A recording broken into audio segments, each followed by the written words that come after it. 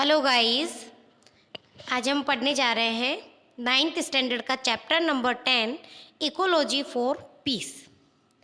शांति के लिए पारिस्थितिकी। शांति के लिए परिस्थिति कैसी होनी चाहिए, पर्यावरण कैसा होना चाहिए, इसके बारे में हम इस चैप्टर में पढ़ेंगे। और आपको बहुत ही इजी ट्रांसलेशन इसमें बताया जाएगा, समझाया जाएगा, ताकि इस चैप्टर को आप इजी वे में समझ सकें और दूसरों को एक्सप्लेन भी कर सकें। ओके डियर स्टूडेंट, अगर आपने अभी तक ये चैनल सब्सक्राइब नहीं किया है तो आप ये चैनल सबसे पहले सब्सक्राइब कर लीजिए। इसी चैनल पे आपको आगे भी काफ़ी सारे चैप्टर्स के वीडियो सेंड किए गए, ट्रांसलेशन सेंड किए गए हैं और एक्सरसाइज भी सेंड की गई है। अभी हम इस वीडियो में यूनिट 10 का ट्रांसलेशन आपको बताएंगे। ट्रांसलेशन के बाद जब नेक्स्ट वीडियो होगा उसमें हम आपको इसी चैप्टर की एक्सरसाइज सेंड कर देंगे। Okay dear student, let's start. Ecology for peace. इस वीडियो को लाइक करना मत भूलिएगा डियर स्टूडेंट। सबसे पहले आप ये वीडियो लाइक कर दीजिए। चैनल सब्सक्राइब नहीं किया हो तो सब्सक्राइब कर लीजिए। Let's start this chapter. Pre task. Pre task क्या है? Right your idea in this table, work in pair. ये जो टेबल दी गई है, तालिका दी गई है, इसमें आपको अपने विचार लिखने हैं अपने फ्रेंड के साथ में वर्क करके। इसमें 4 नेम दिए गए हैं हमें, ट्रीज, बर्ड और बटरफ्लाई। और सेकंड कॉलम में दिया गया है इम्पोर्टेंस इन आवर लाइफ। हमारी लाइफ में इनकी क्या इम्पोर्टेंस है वो हमें लिखनी है। तो ट्रीज़ की क्या इम्पोर्टेंस है? Tree give us fresh air. First में हम लिख देंगे trees give us fresh air. जो पेड़ है वो हमें ताज़ी हवा देते हैं। वैसे तो बहुत कुछ देते हैं, पर यहाँ पे हमें हमारे लाइफ के लिए क्या इम्पोर्टेंट है सबसे ज़्यादा वही लिखना है। तो trees give us fresh air. Birds, birds क्या करते हैं? बर्ड्स की जो आवाज़ होती है ना, सुबह सुबह जब हम उठते हैं, मान लो कि हम 5:30-6 बजे उठते हैं, तो बर्ड्स की आवाज़ बहुत ही प्यारी लगती है। ऐसा लगता है कि नेचर कोई म्यूज़िक हमें सुना रहा हो। तो birds chirping give us peace of our mind like a music. Birds chirping क्या लिखेंगे? Birds chirping, CHIRPING। Birds chirping give peace of our mind like a music। फिर थर्ड दिया गया बटरफ्लाई। अब ये बटरफ्लाई की हमारे लाइफ में क्या इंपॉर्टेंट है? आपने कभी बटरफ्लाई को देखा है? जब बटरफ्लाई को हम देखते हैं ना, कलरफुल, लाल, पीली, हरी, गुलाबी, वाव, तो हमारा माइंड में ना बहुत सारे कलर सेटअप हो जाता है और हमारा मन ऐसा खुश हो जाता है, वाव कितनी प्यारी बटरफ्लाई है। तो इसका मतलब ये है कि कलर्स, बटरफ्लाई, कलरफुल बटरफ्लाई हमारी लाइफ में क्या फील करती है? कलर। तो butterflies give us colourful life. Butterfly हमें क्या देती है? Give us colourful life. एक रंगों से भरी हुई जिंदगी देती है बटरफ्लाई। ये मेरे विचार हैं। अगर आपको कुछ और लगता है कि ट्रीज, बर्ड्स और बटरफ्लाई का आपके लाइफ में कोई और इम्पोर्टेंट है तो आप वो सेंटेंस इसमें लिख सकते हैं, नो प्रॉब्लम। इसी के साथ हम आगे पढ़ते हैं। Discuss this statements in group and present the main point two the class. आपको अब इसी जो टॉपिक्स दिए हुए हैं इसके बारे में आपको अपने क्लास में डिस्कस करना है। If we save nature she will save us. अगर हम प्रकृति को बचाएंगे तो ही प्रकृति हमें बचाएगी। क्यों? आपको पता है, क्योंकि प्रकृति ही हमें जीने लायक बनाती है। अगर प्रकृति नहीं होती तो हम इस दुनिया में एग्जिस्ट नहीं कर पाते, जी नहीं पाते। प्रकृति जैसे पेड़ है, पेड़ ही वजह से हमें ऑक्सीजन मिलती है। अगर पेड़ सारे कट जाएंगे तो हमें ऑक्सीजन नहीं मिलेगी, और हमें ऑक्सीजन नहीं मिलेगी तो हम क्या करेंगे? मर जाएंगे। प्रकृति में सब कुछ आता है, फिर पेड़ पौधे, सूर्य की रोशनी, मिट्टी, सब कुछ आती है। अगर ये सब चीज़ें ना हो तो we can't imagine our life, तो हम हमारी लाइफ को इमेजिन नहीं कर सकते हैं। फिर थर्ड है, देखिए, सिंग this line in chorus, right its meaning in brief. ઈશનું રાજ્ય છે આખું, જે જે આ અવની વિશે ત્યાગીને ભોગવી જાણો, માં વાંચો ધન અનન્યો। इसमें ऐसा लिखा हुआ है, ईश का राज्य है पूरा, जो इस अवनी के बारे में जानता है, त्यागी, उसे दूसरा धन की ज़रूरत नहीं पड़ती है। इसका मतलब ये है कि ईश्नु राज्य छाकू, ये पूरी दुनिया जो क्या है, ईश्वर की बनाई हुई दुनिया है। और जो ईश्वर की बनाई हुई दुनिया, जो जो ईश्वर ने दिया है, इस धन का महत्व अगर कोई जानता है तो उसे और किसी धन की ज़रूरत नहीं पड़ती है। फिर सेकंड है, सर्वे भवन्तु सुखिनः सर्वे सन्तु निरामया सर्वे भद्राणि पश्यन्तु माँ कश्चित् दुःख मा भवेत्। इसका मतलब ये है, सर्वे भवन्तु सुखिनः, सभी सुखी हो, सर्वे सन्तु निरामया, सभी निरोगी हो, सर्वे भद्राणि पश्यन्तु माँ कश्चित् दुःख मा, और सभी जो है इस दुनिया में रहने वाले लोग वो दुख मुक्त हो, सभी खुश रहे, किसी की भी जिंदगी में भी दुख ना आए। फिर हम पढ़ते हैं इस चैप्टर में, ट्रांसलेशन लेते हैं। देखिए, the Vedas sing about oneness of man and nature. Veda मनुष्य और प्रकृति की एकता के बारे में गाते हैं। The idea expressed in ancient text have universal value. प्राचीन ग्रंथों में व्यक्त विचार का सार्वभौमिक मूल्य है। मतलब जो प्राचीन ग्रंथों में प्रकृति के लिए लिखा गया उसका मूल्य कैसा, सार्वभौमिक है, मतलब कि यूनिवर्सल वैल्यू, पूरी दुनिया में उसकी वैल्यू है। We have always try for preservation and prosperity of all the species including mankind of this earth. हमने हमेशा इस धरती पर मानव जाति सहित सभी प्रजातियों के संरक्षण और समृद्धि के लिए प्रयास किया है। हमने मतलब सभी ने, मनुष्य ने इस धरती के ऊपर we always tried for preservation and prosperity of all species. सभी, पूरी जाति, कोई भी जाति हो, भले मानव जाति हो या कोई भी जाति हो, सभी को इस धरती पर संरक्षण भी दिया गया है और समृद्धि भी दी गई। किसके द्वारा दी गई? प्रकृति के द्वारा। प्रकृति के द्वारा मानव जाति हो या कोई भी जाति हो, सभी को संरक्षण दिया गया और समृद्धि दी गई। नेक्स्ट पैराग्राफ देखिए, the Atharvaveda give us a great idea यत्र विश्वम भवति एक नीड। अथर्ववेद हमें एक महान विचार देता है। वह विचार कौन सा है? कि पूरी दुनिया एक घोंसले की तरह है।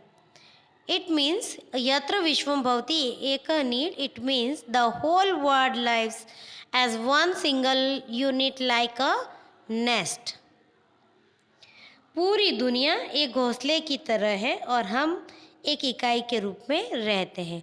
All the living beings have the same right to live and thrive. सभी जीवों को जीने और फलने फूलने का समान अधिकार है। सभी जीवों को जीने का भी अधिकार है और फले फूले मतलब आगे बढ़ने का भी अधिकार है।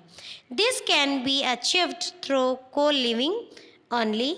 यह सहजीवन से ही प्राप्त किया जा सकता है। को लिविंग का मतलब होता है सहजीवन, मतलब एक साथ रह के जो जीवन जिया जाए उसे बोलते हैं co-living. We are the birds of the same nest. हम एक ही घोंसले की पक्षी हैं, मतलब इस पृथ्वी को घोंसला कहा गया है और मानव जाति को एक पक्षी कहा गया है।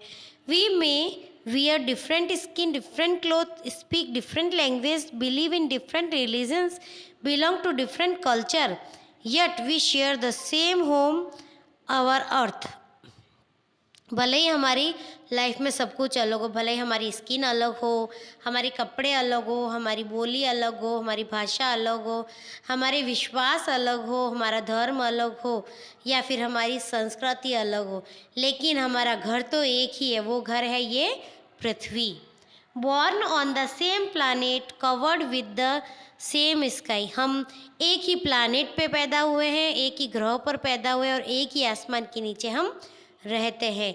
Gazing at the same stars, breathing the same air, we must learn to progress and prosper together happily or perish together miserably. एक ही ग्रह पर जन्मे हैं, एक ही आकाश के नीचे रहते हैं, एक ही तारे को देखते हुए, एक ही तारे को देखते हुए। अभी हमने यह पढ़ा था, gazing at the same star, एक ही तारे को देखते हुए, एक ही हवा में सांस लेते हुए। ऐसा नहीं है कि मेरे लिए हवा अलग होगी और जो अमेरिका में रहता है उसके लिए हवा अलग अलग होगी। हवा तो वही एक ही है जिसमें हम सांस लेते हैं। We must learn to progress. We must learn to progress. हमें प्रगति करना सीखना चाहिए। And prosper together happily. और साथ साथ खुशी खुशी रहना चाहिए। और पेरिश टुगेदर मिजरेबली। और हमें एक साथ समृद्ध होना चाहिए और बुरी तरह से नष्ट या फिर एक साथ खत्म हो जाना चाहिए। Happily or perish together miserably. Happily मतलब यहाँ पे देखो क्या है कि प्रॉस्पर टुगेदर हैप्पीली, साथ साथ खुश रहना चाहिए, या फिर और का मतलब या फिर पेरिश टुगेदर मिजरेबली, एक ही साथ नष्ट हो जाना चाहिए। Our idea of peace does not mean just a state of no war.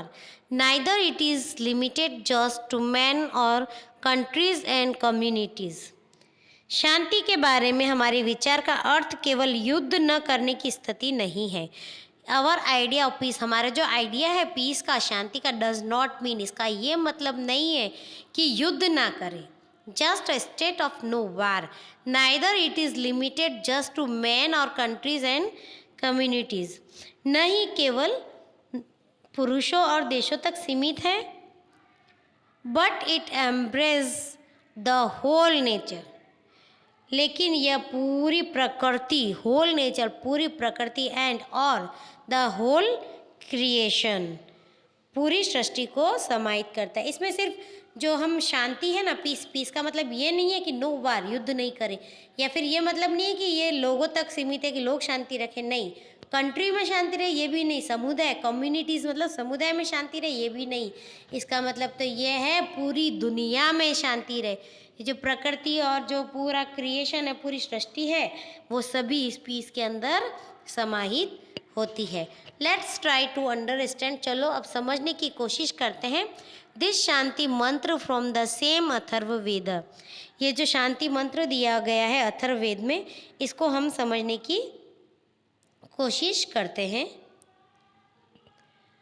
ओम, जो शांति, अंतरिक्ष शांति, पृथ्वी शांति, आपः शांति, औषधम शांति, वनस्पतर्दम शांति, विश्वदेवाय शांति, ब्रह्म शांति, शांतिरेव शांति, साग्राम शांतिरेधि शांति ही, शांति ही, शांति ही। ये एक श्लोक दिया गया है यहाँ पे। इस श्लोक में बताया गया है कि शांति कहाँ कहाँ होनी चाहिए। ये देखिए यहाँ पे इसका मतलब भी दिया गया है। अभी हमने संस्कृत में पढ़ा है, अब हम इंग्लिश में इसका मतलब देखेंगे। May there be peace in heaven, स्वर्ग में शांति हो।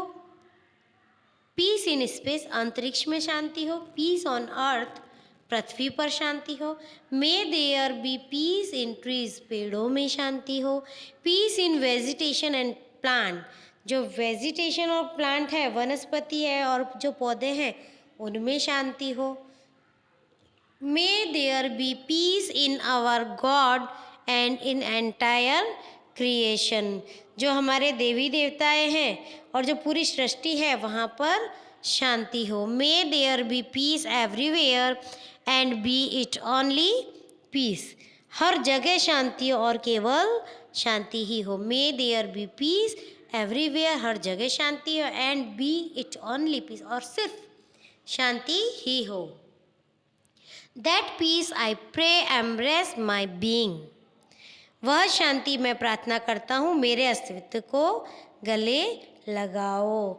जो ये शांति बताई गई है कि जहाँ पेड़ों में भले प्लैनेट्स हो, वेजिटेशन हो, गॉड हो, एंटायर क्रिएशन हो, हेवन हो, स्पेस हो, अर्थ हो, कहीं पे भी जो जितनी भी शांति बताई गई ना, हे भगवान, ये सभी से रिलेटेड जो शांति है, ऐसी शांति आप हमें भी देना।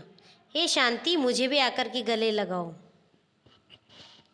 This mantra warn us not to disturb nature, यह मंत्र हमें बताता है कि हमें नेचर को डिस्टर्ब नहीं करना चाहिए, प्रकृति को परेशान नहीं करना चाहिए।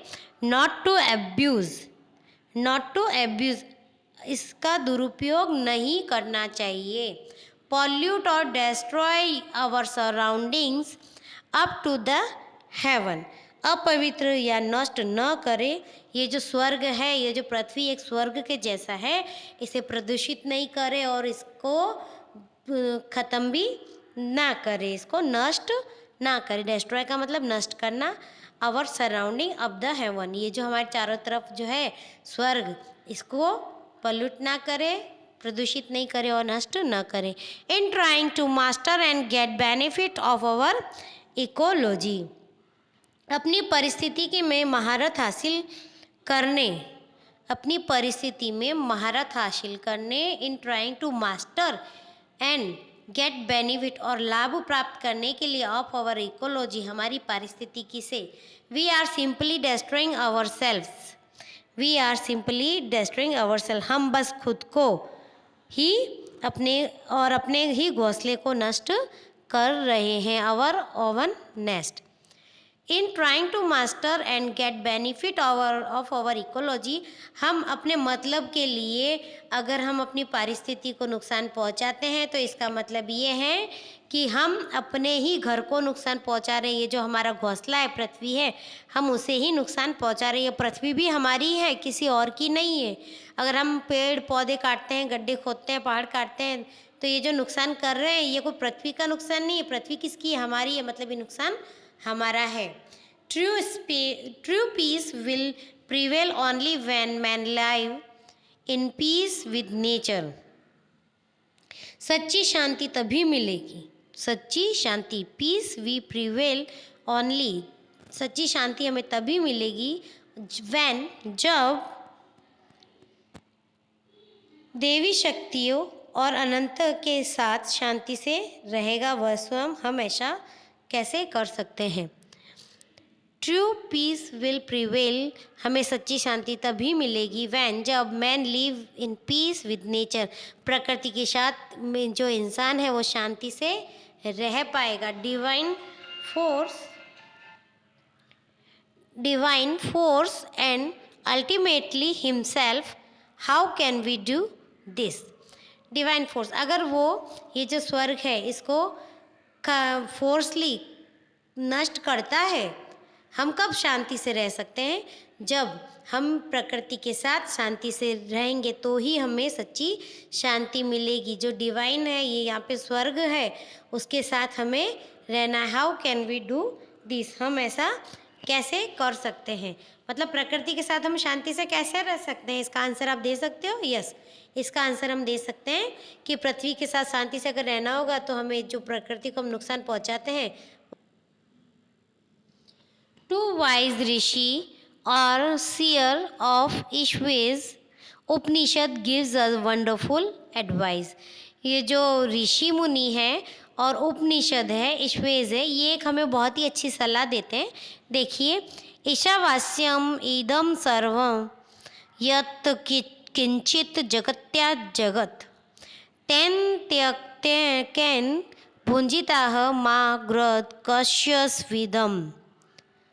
इस श्लोक में क्या कहा गया है वो हम नीचे पढ़ते हैं।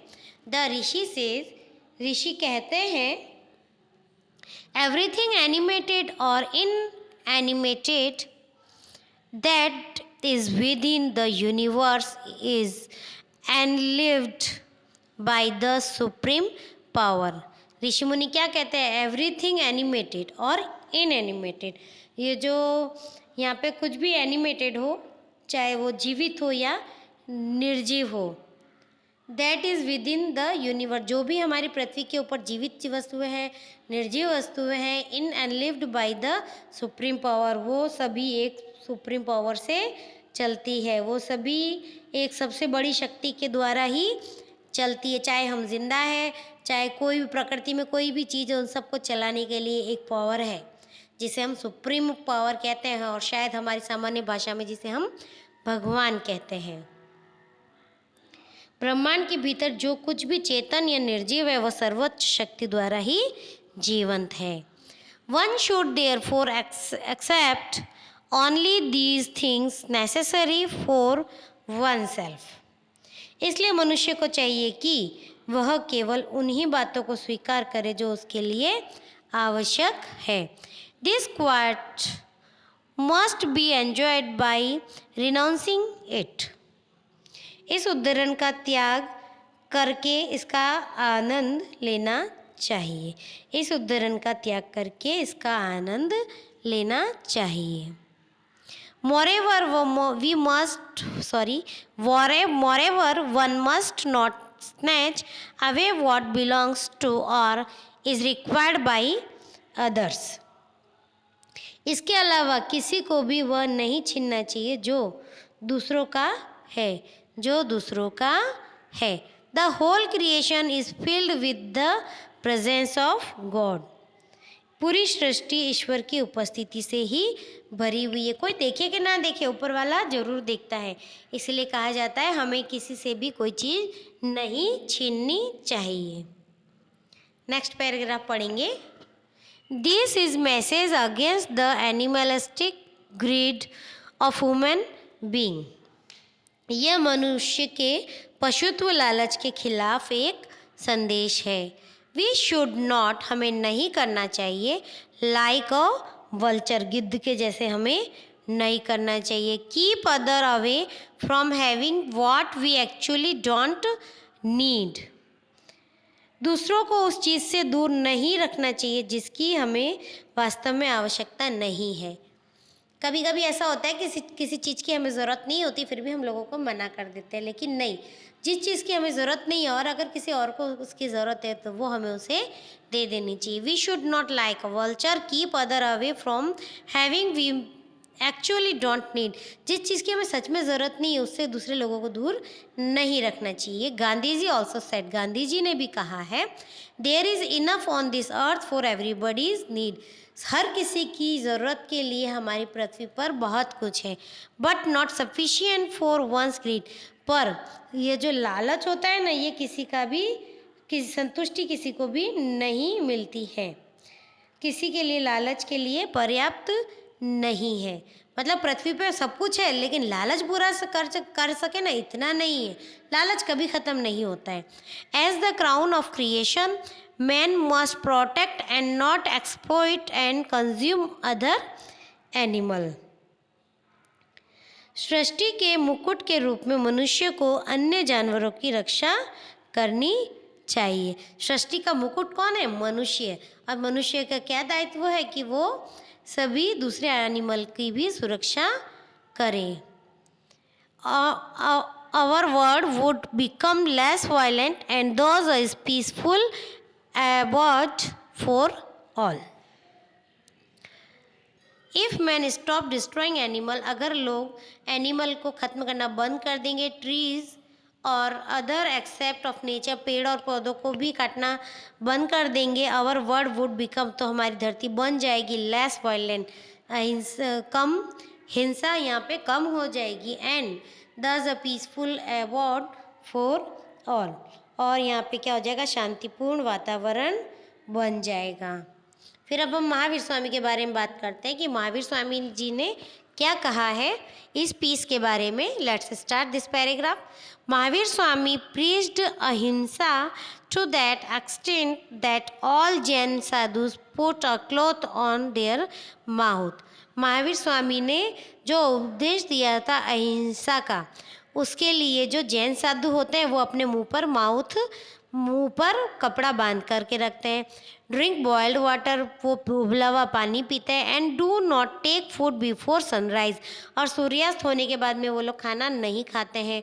And after sunset for not destroying even bacteria, और food before sunrise and after sunset, और सनसेट सूर्यास्त होने के बाद भी वो लोग खाना नहीं खाते हैं, क्योंकि सूर्यास्त के बाद में और सूर्योदय से पहले कहते हैं कि बैक्टीरिया ज़्यादा होता है, और जो जैन साधु है वो बैक्टीरिया को भी मारने में विश्वास नहीं रखते, मतलब इतने अहिंसा के पुजारी होते हैं।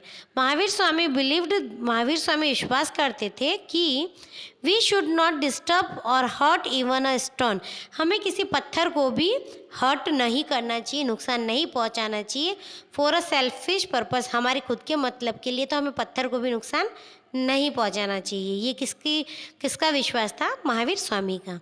Rishis believed that every matter in the universe is living, ऋषि मुनि जो कहते हैं कि प्रकृति में जो भी कोई वस्तु है वो सब कैसी है? जीवित है, लिविंग है। There is nothing like non living, यहाँ पे तो निर्जीव जैसा कुछ है ही नहीं है। Everything is in a process of evolution, हर एक चीज़ ऐसी है जो इवोल्यूट होती है, मतलब आगे बढ़ती है। This was the realism of our ancient seeds, जो हमारा प्राचीन उपदेश है, जो प्राचीन लोगों ने जो भी कहा है, पुराने लोगों ने, उन्होंने ये कहा है कि हमारे पृथ्वी पर कुछ भी ऐसा नहीं है कि जो निर्जीव हो, हमें किसी को भी चोट नहीं पहुंचानी चाहिए। हर किसी का विकास होता है और हमारे प्राचीन ऋषियों का ये यथार्थवाद था। ये क्या था? एंशियंट सीड्स, मतलब प्राचीन ऋषियों का ये यथार्थवाद था, एक हकीकत थी जो ऋषियों ने कही। और ये सच है कि कोई भी चीज़ निर्जीव है ही नहीं है, जिस चीज़ का विकास होता है वो चीज़ निर्जीव नहीं होती है। महाकवि Kalidas has written a play, महाकवि कालिदास ने एक प्ले लिखा था, अभिज्ञान शकुंतलम, उसका नाम है Abhijnana Shakuntalam. In a scene king Dushyant of Bharatvarsh enter the ashram of rishi Kanva, इसमें एक सीन है जिसमें जो राजा है दुष्यंत, वो भारतवर्ष के राजा है दुष्यंत, वो ऋषि कण्व के आश्रम में प्रवेश करते हैं। He is in his chariot, he is in his chariot, वह अपने रथ में है। वो कहाँ पे है? अपने रथ में। Chasing a deer for hunting, chasing a deer for hunting,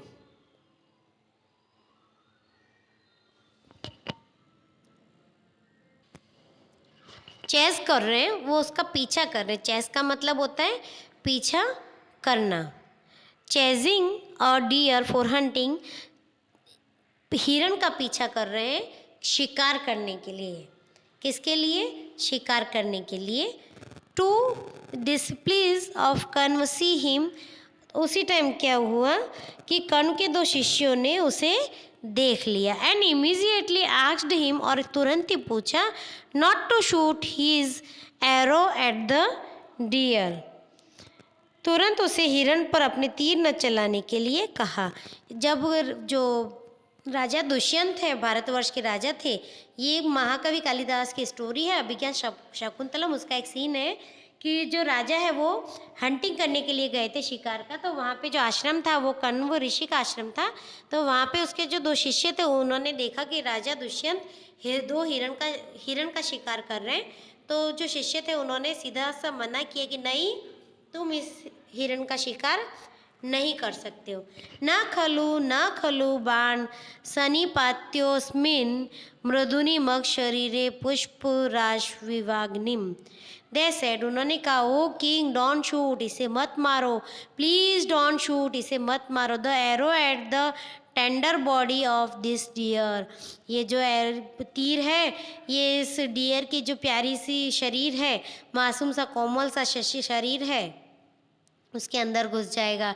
it is a bad as putting fire on the heap of flower, और ये उतना ही बुरा है कि हम फूलों के बगीचे में फूलों के ढेर में हम आग लगा दें, उतना ही बुरा है कि ये प्यारे प्यारे हिरणों के शरीर में हम तीर लगाए। मतलब हिरणों को मारना पुष्प के ढेर में आग लगाने के बराबर ही है।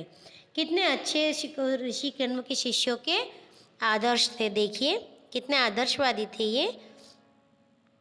आगे, दिस शोन दैट अहिंसा was very much in the blood of ancient people and it became the tradition of Indian culture, इससे पता चलता है कि जो अहिंसा है वो हमारे प्राचीन लोगों के ब्लड के अंदर ही था और ये धीरे धीरे अहिंसा का जो सिद्धांत है ये हमारे भारत का कल्चर बन गया, हमारे भारत की संस्कृति बन गई। Our culture has given us a heart as big as the earth. ये जो आवर कल्चर, हमारी जो संस्कृति है, हमारी संस्कृति ने हमें इस धरती पर जितना बड़ा दिल दिया है, we have a global heart, हमारे पास में बहुत बड़ा वैश्विक दिल है। Ancient wisdom teaches the world true philosophy of universal peace and harmony. प्राचीन ज्ञान दुनिया सार्वभौमिक शांति और सद्भाव का सच्चा दर्शन सिखाता है। जो प्राचीन ज्ञान है वो हमें क्या सिखाता है? फिलॉसफी ऑफ यूनिवर्सल, सार्वभौमिक शांति और शांति के सच्चे दर्शन, ये हमें कौन कराता है? प्राचीन ज्ञान। इसी के साथ डियर स्टूडेंट ये जो चैप्टर है यहाँ पे फिनिश होता है। मैंने आपको ये चैप्टर जितना हो सके उतना इजी वे में समझाया। मैं उम्मीद करती हूँ कि चैप्टर आपको समझ में आ गया होगा। इससे रिलेटेड क्वेश्चन अगर आपके एग्जाम में आते हैं या फिर आप नोटबुक में एक्सरसाइज सॉल्व करने बैठते हो तो मुझे पूरा ट्रस्ट है आपके ऊपर कि आप क्वेश्चन बिना देखे लिख सकते हो। यहाँ पे ग्लॉसरी दी गई है डियर स्टूडेंट, आप ग्लॉसरी लर्न करना मत भूलिएगा। ये ग्लॉसरी आपको आपके जो इंग्लिश की डिक्शनरी होती है इसको इम्प्रूव करने में बहुत हेल्प करेगी। और आगे जाके अगर कोई भी आपको ऐसे लिखना हो या फिर कोई पैराग्राफ लिखना हो तो ये ग्लॉसरी अगर हमें याद रहती है, हमें जो हमारी जो डिक्शनरी है इंग्लिश की वो डेवलप होती है तो हमें ऐसे पैराग्राफ लिखने में कोई प्रॉब्लम नहीं होती है। इसी के साथ अगर आपको ये वीडियो पसंद आया है तो आप इसे लाइक कर दीजिए और अपने फ्रेंड्स को, अपने जो क्लासमेट हैं आपके, उनको शेयर ज़रूर कीजिएगा, भूलिएगा मत। और इस चैप्टर की एक्सरसाइज में आपको इजी एक्सप्लेनेशन के साथ में नेक्स्ट वीडियो में सेंड करूँगी। तब तक के लिए इंतज़ार करिएगा और इस चैनल को सब्सक्राइब कर लीजिएगा ताकि इसका एक्सरसाइज आप तक इजी वे में पहुंच सके।